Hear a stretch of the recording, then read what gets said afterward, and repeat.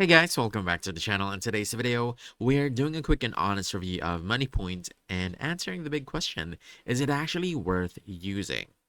So first off, what is MoneyPoint? MoneyPoint is a Nigerian fintech company that provides banking services, payments, POS terminals, and business tools for both individuals and merchants. It markets itself as an all-in-one platform for payment, banking, bill payments, transfers, and even loans for businesses. In theory, it's meant to be a flexible alternative to traditional banks, especially for small businesses. Now, let's talk about what people like. Many users say MoneyPoint is fast and convenient for everyday transactions. It's especially popular with merchants who need POS machines, quick transfers, and simple business banking. For people who prefer digital banking or don't want to visit physical bank branches, MoneyPoint can be very accessible and practical. For small transactions and daily business operations, it clearly does the job. However, there are some serious downsides you need to know about.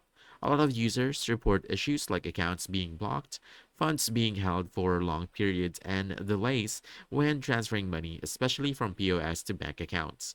Customer support is another major complaint, with many users saying it's slow, unresponsive, or doesn't resolve problems. On top of that, some third party trust websites have raised safety and reliability concerns, which makes people cautious about using it as a long term bank.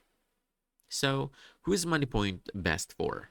It can make sense if you're a small business owner or merchant handling small to moderate transactions and you value convenience over perfection.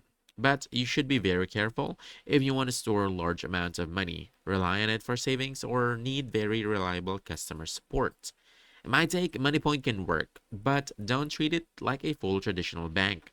It's better used as a payment and business tool rather than a place to keep large savings long term. That's it. So if you found this helpful, don't forget to hit that like button, subscribe for more quick guides, and I'll see you in the next one. Thanks.